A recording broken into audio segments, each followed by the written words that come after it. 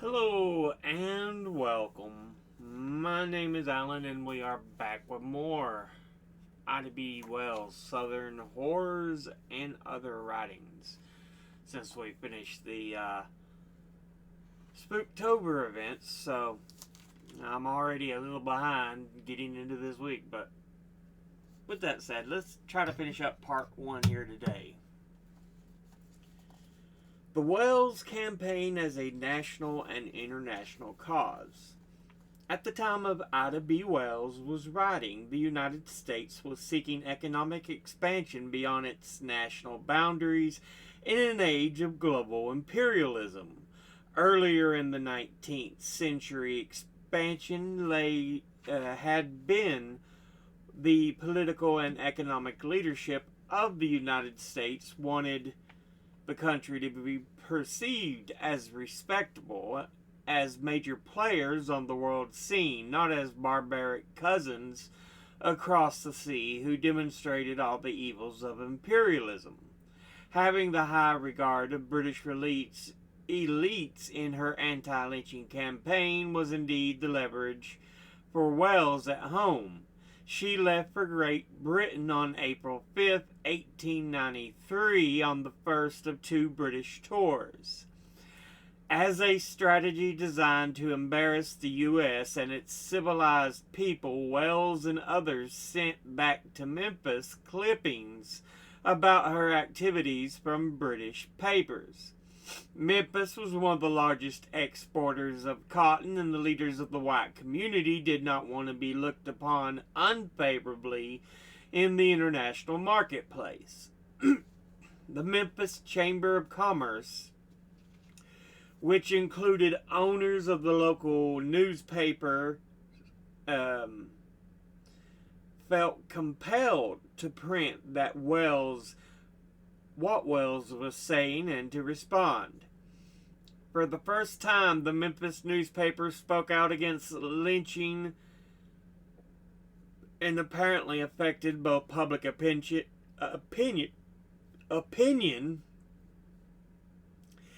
and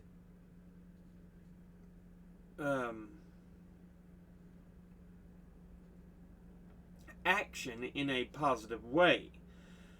After Wells' British campaign, no lynchings occurred in Memphis for more than 20 years. The response to Wells in the reform community in England was strong.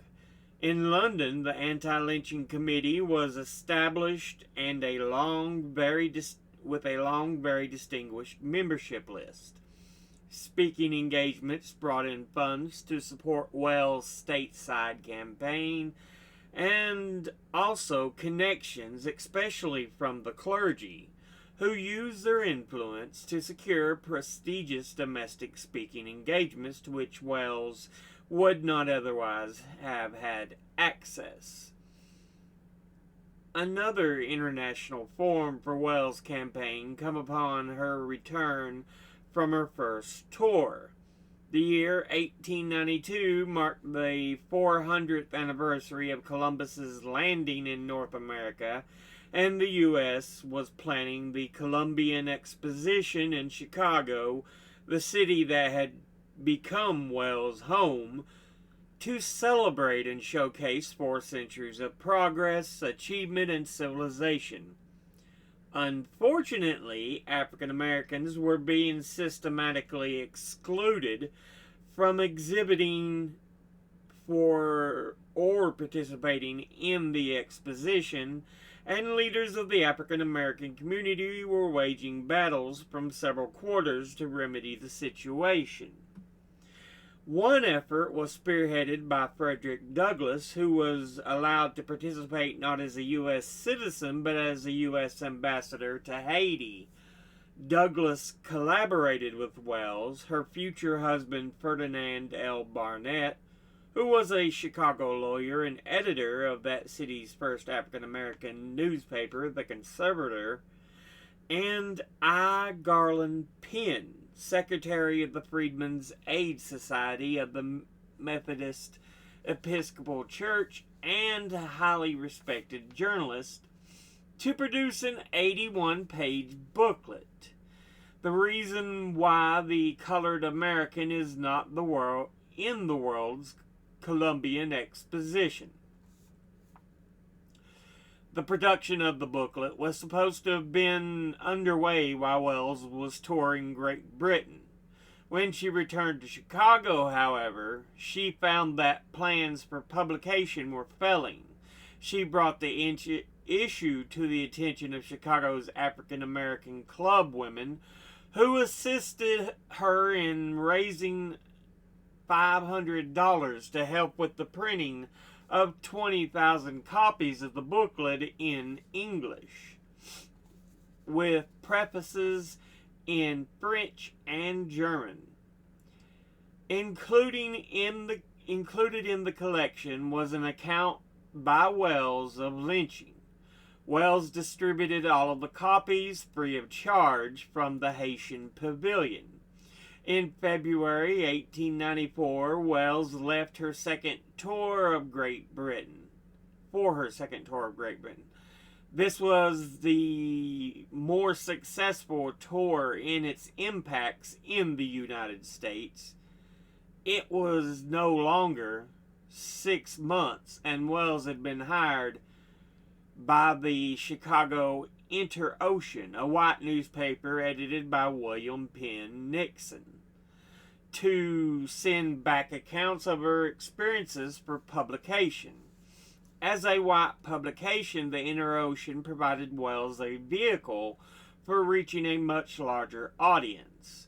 During the second tour, however, Wells suffered retaliatory blows against her character and veracity.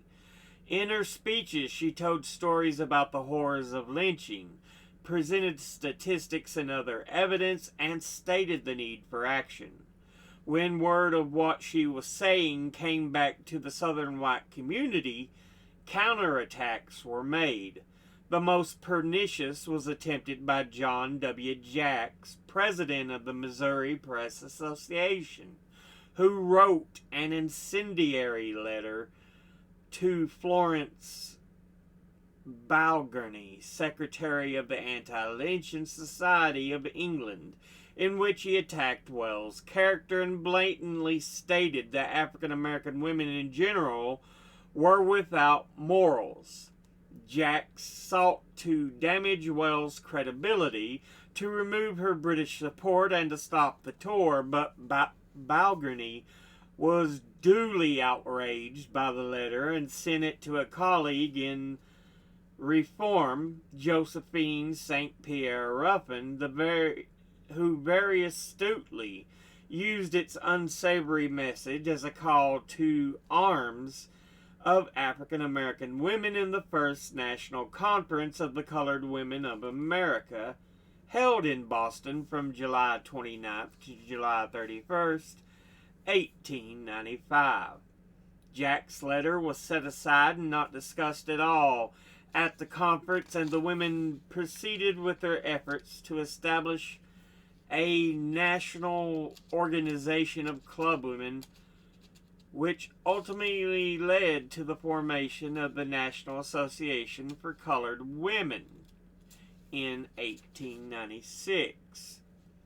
Another incident during Wells' second tour arose from questioning begun during her first tour.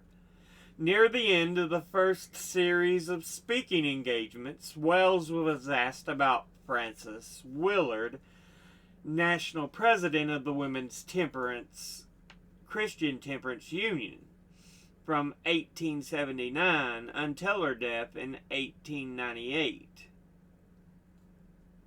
Willard was internationally recognized as a former abolitionist, a highly respected social reformer, and a leader of great vision. The questioner began by asking Wells to explain what actions had been taken against lynching by churches and reform organizations, such as the Women's Christian Temperance Union. And this was a critical rhetorical moment for Wells. She chose to respond truthfully and say that these voices were silent and that they ignored the problem. When the questioner asked more directly about Francis Willard, Wells explained that Willard accepted the Southern position that lynchings were caused by the rape of white women by menacing black men, and that she condoned lynching as the response. Wells concluded that Willard apparently was no better or worse than the great bulk of white Americans on the Negro questions, and she offered Willard's own words as evidence of this assertion. When Wells returned to England on her second tour, the questions about Willard were increasingly problematic, as Willard was in England on an extended visit. Willard responded in an interview to reports of what Wells was saying. She denounced Wells as being wrong about white women and overly zealous. In effect, Willard defended white women. She did not condemn lynching, although she did join anti-lynching committee.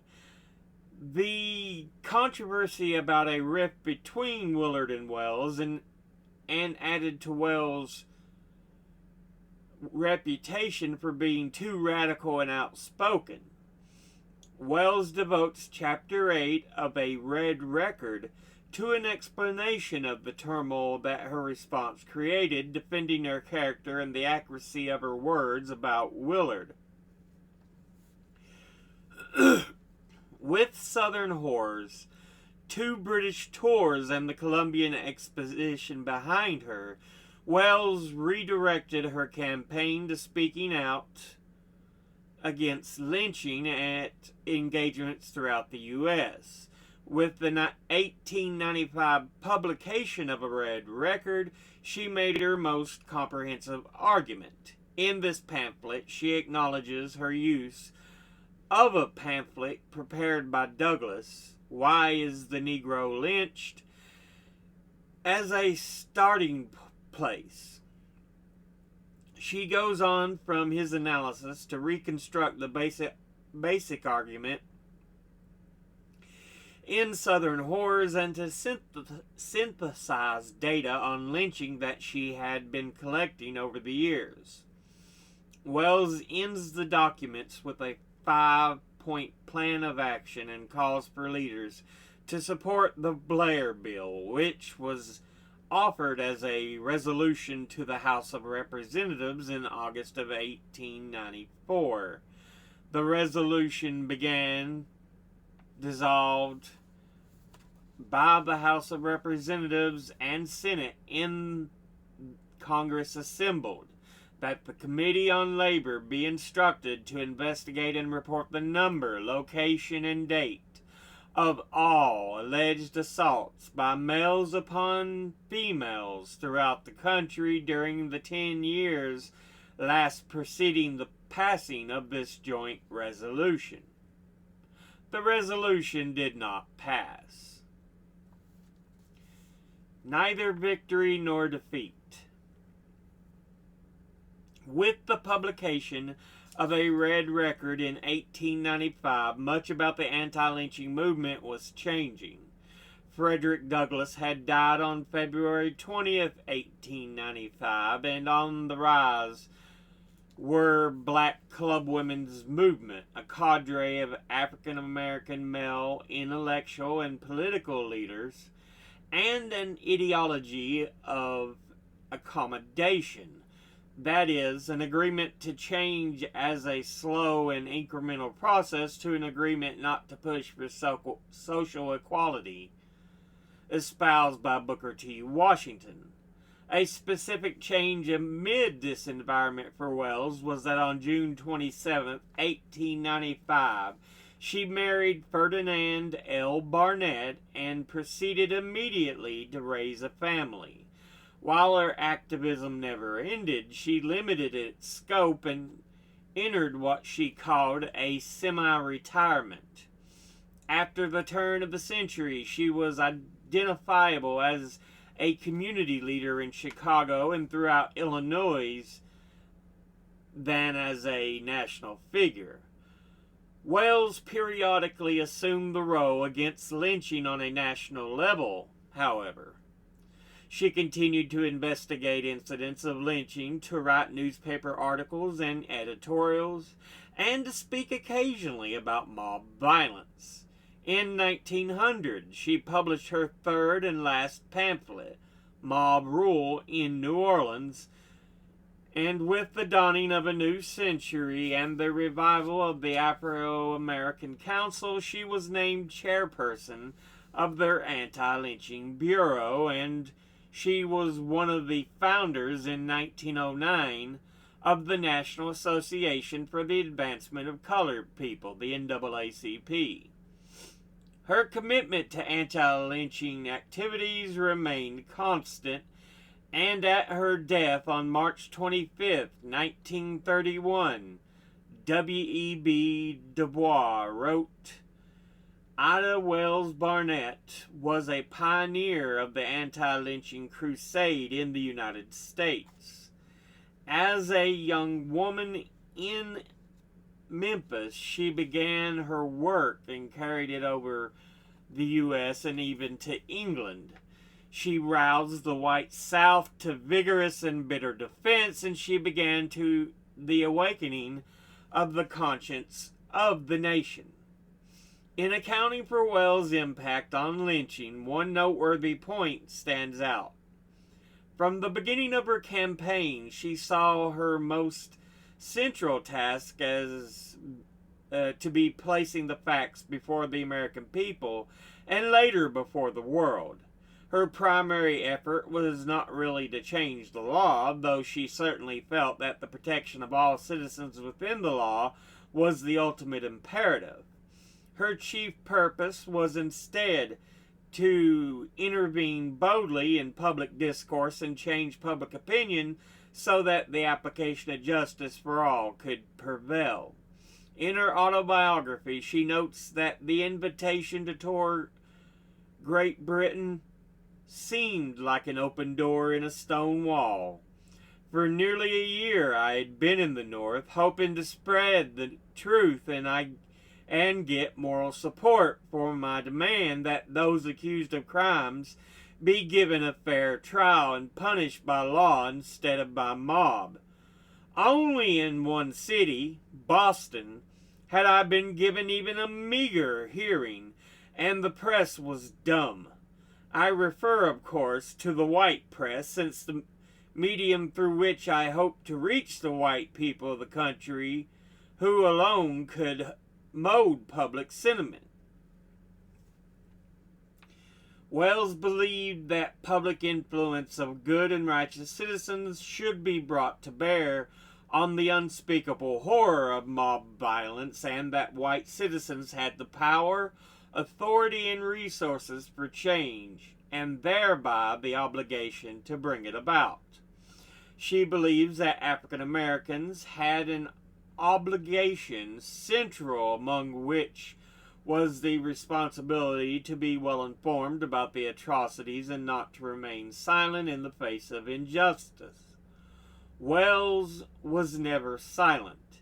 Sadly, the legal history of anti-lynching activity shows no success, and Congress was unable to pass the Blair Bill, the Dyer Bill, or other legislation that would stem the tide of violence.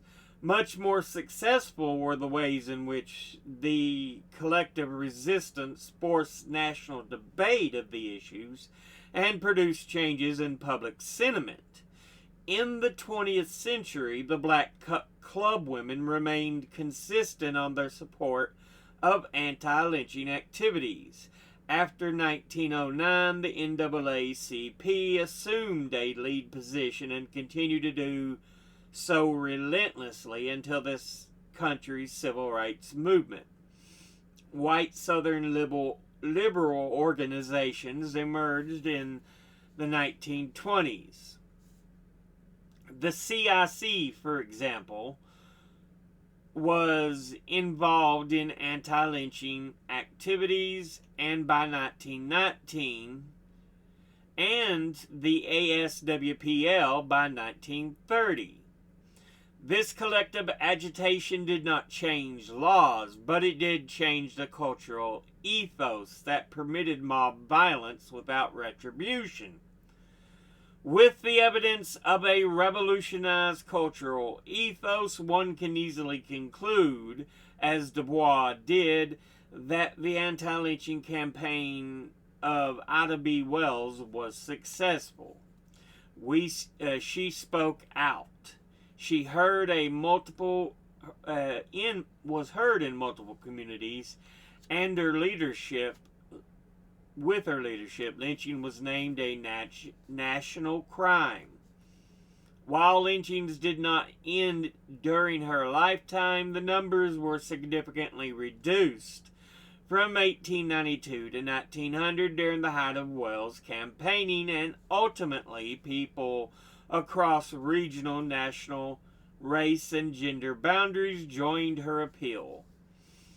Between 1892 and 1900, Wells dropped an anti-lynching pebble into the pond of American public sentiment and for the first time placed mob violence on the American agenda and established a pathway to change. That ends the actual reading of that part. Had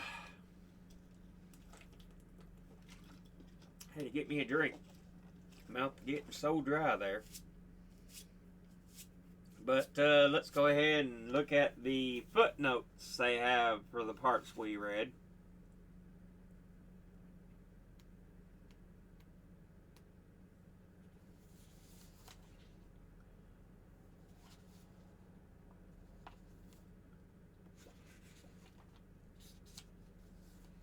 Okay. Calls from the African American community for an end to mob violence were ignored, as is written by John Hope Franklin in the From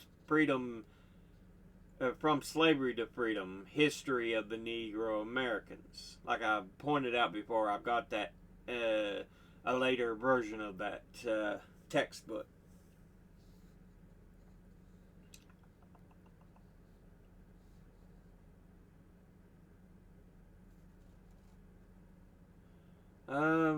Mayo and her friend and colleague in reform, Catherine Impey, were appalled by the account of a human burning in Texas. Catherine Impey was the editor of the Anti-Caste, an anti-imperialist Scottish journal that defended the rights of people of India against British colonial rule, which that would change in, I think, 1950, something like that. And then the burning of a man in Texas is part of a Red Record in which Wells describes the savage murder of Henry Smith from Paris, Texas, and his stepson, William Butler.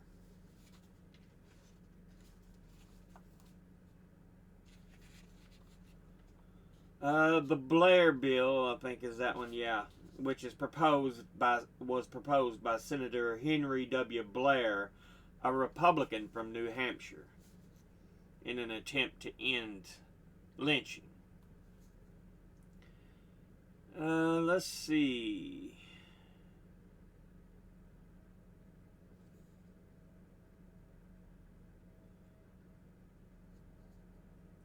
Her commitment to anti-lynching activities remained constant, and at her death on March 25, 1931, W.E.B. Du Bois wrote, and I don't know if it's Du Bois or Du Bois. I've heard both. William Edward Burgert was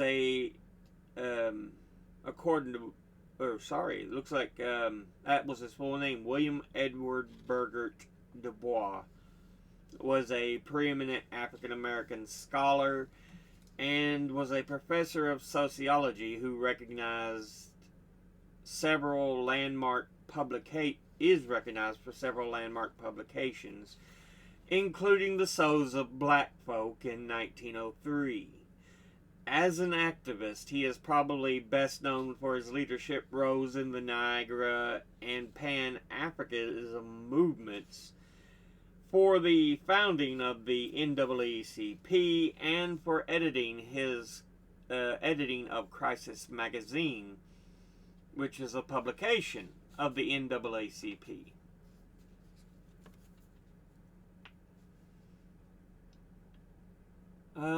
She roused the white South to vigorous and bitter defense, and she began with the awakening of the conscience of the nation. And that just shows Thompson 126. So, just noting an author named Thompson and page 126 on their writings. Same with the one following, because it just says Duster 86. I can't even see where that one's placed. Oh, there.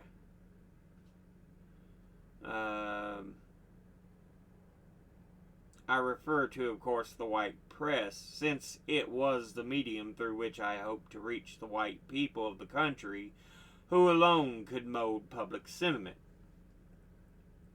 And then we have Leonidas Dyer, Republican from Missouri, was the Dyer bill, because they talked about they didn't pass the Blair bill, the Dyer bill, or any other legislation that would stem the tide of violence. Leonidas Dyer, Republican from Missouri, introduced the first version of his anti-lynching bill in the House of Representatives in April of 1918, and the bill became the prototype for subsequent anti-lynching legislation supported by the NAACP and the NACW.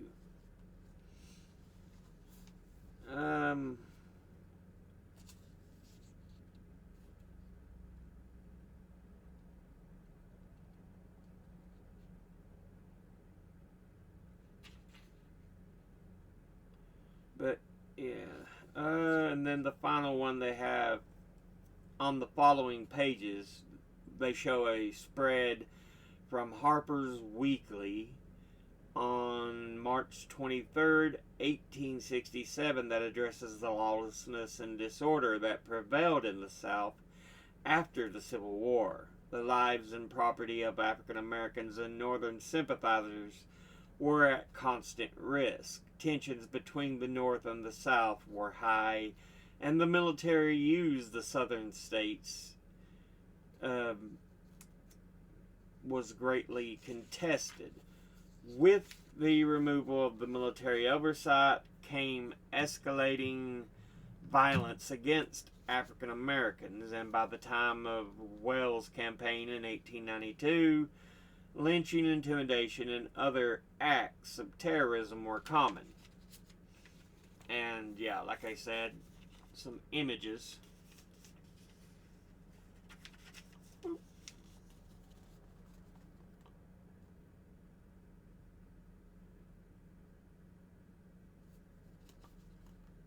Y'all can kind of see that.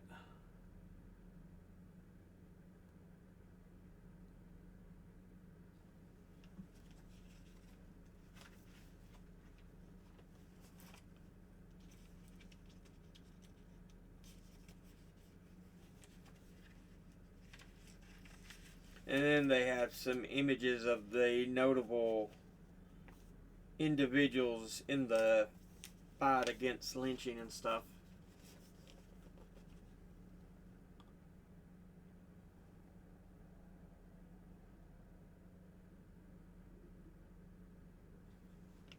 So yeah.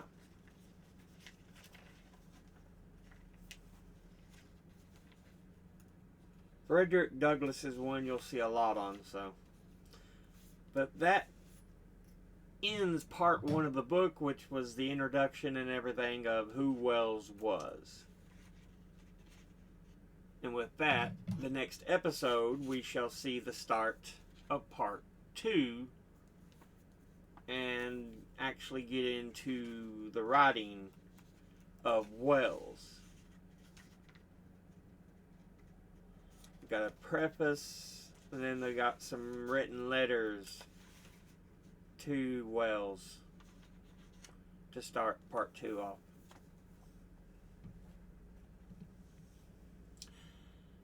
So yeah, that'll be interesting to get into. And I know some people, I try not to use the slur N-word, but I know some people are even offended by the word Negro. I can't help that. That seems much more tame.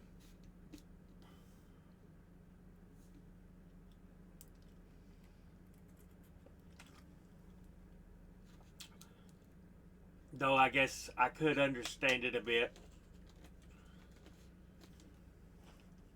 Because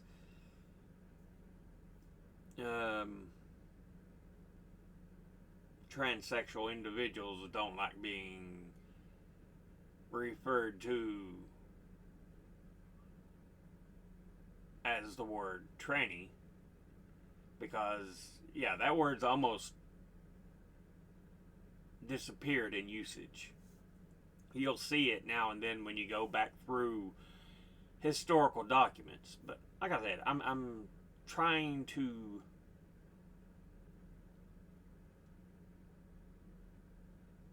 paint the picture of how things look. I'm not meaning to offend anyone.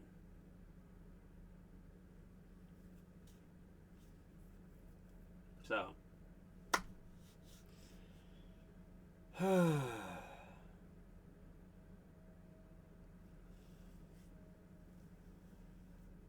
but with that said, we'll go ahead and end this episode there. As always, educate thyself. Think, read, study, learn. Someone tells you something you have trouble believing, ask them to cite their sources. I don't have no sources, so I won't be putting anything in the box below. Thank you all for watching. I'll see you all in the next one. Until then, later.